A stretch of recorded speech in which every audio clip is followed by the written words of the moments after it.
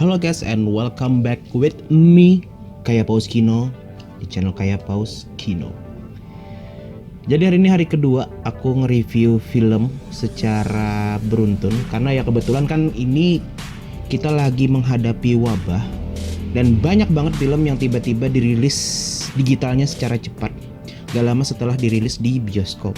Oke, untuk hari ini aku akan ngebahas film Onward. Onward ini adalah film yang diproduksi oleh Disney dan Pixar.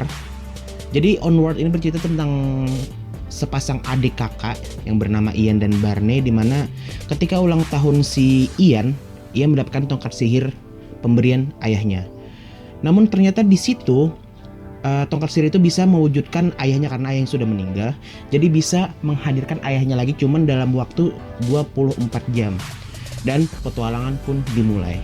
Ini udah ala-ala Pixar ya, ala-ala Disney, ala-ala Pixar yang emang notabene-nya adalah tontonan untuk semua umur gitu.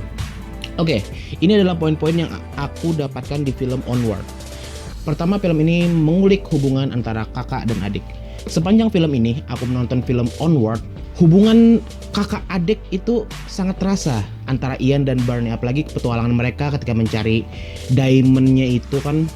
Mereka bertiga sebenarnya sama ayahnya separuh badan cuman kakinya, karena di diamond pertamanya itu si Ian ini tidak berhasil menyempurnakan wujud ayahnya. Dan petualangan antara kakak dan adik itu sangat terasa. Ada konfliknya karena si Barney ini adalah orang yang sangat-sangat sotoy tapi dia juga nerd.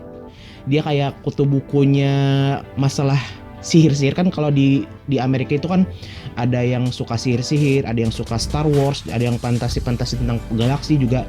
Itu banyak orang-orang yang suka secara berlebihan dan bahkan menganggapnya itu benar-benar ada gitu. Mereka punya action figure-nya, mereka tahu mantra-mantranya kalau sihirnya, dan ini sangat kerasa di antara hubungan kakak dan adik antara Ian dan Barney. Oke, selanjutnya penuh dengan makhluk fantasi seperti elf, peri, troll, naga, dan unicorn. Uniknya cerita film Onward ini sendiri adalah ketika di opening kita dikenalkan dengan zaman dahulu kala semua orang percaya dengan magic, dengan sihir, dan setelah berkembangnya zaman orang mulai meninggalkan apa yang namanya dengan sihir-sihiran itu.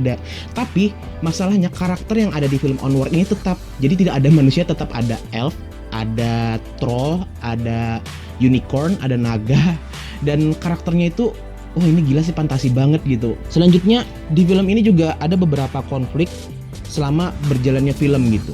Jadi konfliknya itu bukan cuma ada di awal, pertengahan, dan akhir, tapi tersusun sangat rapi. Ntar di antara awal dan pertengahan itu ada konflik. Jadi tidak melulu ada di awal nih ada masalah, terus di pertengahan ada masalah, dan di akhir ada masalah. Tapi di antara awal dan pertengahan itu biasanya terjadilah masalah antara Ian dan Barney ini sendiri. Atau tiba-tiba konflik antara ibunya Ian dan Barney, terus antara pacar ibunya Ian dan Barney. Pokoknya konflik-konfliknya seperti itulah. Selanjutnya konflik terakhir dibungkus dengan sangat cantik. Jadi di ending film ini sendiri, jadi aku kan tadi nebak tuh konfliknya itu sudah ada di antara pertengahan dan akhir. Ternyata di akhir ada konflik lagi ketika si Ian dan Barney ini berselisih paham, karena ujung-ujungnya mereka kembali ke sekolah mereka. Kan petualangannya sudah kerasa banget nih, mistisnya nih, melewati jalan yang kata Barney ini adalah jalan untuk para penyihir gitu kan. Nggak mau jalan tol dia tuh, mau jalan hutan, mau jalan yang sakit. Tapi nah, di sini adalah proses terbaiknya ketika pelan-pelan Ian berubah menjadi penyihir yang hebat gitu. Jadi secara tidak langsung Barney ini memang melatih Ian untuk menjadi penyihir. Bahkan selama film ini berlangsung, Barney banyak banget gitu ngasih Ian, ini mantranya kayak gini, kamu harus bisa semangat mengucapkannya, kamu harus fokus. Jadi secara tidak langsung meskipun Barney bukan penyihir, tapi dia yang menjadi guru Ian untuk menjadi seorang penyihir. Nah, di poin terakhir ini yang mau aku tekankan adalah film ini mempunyai makna yang tersirat menurut aku.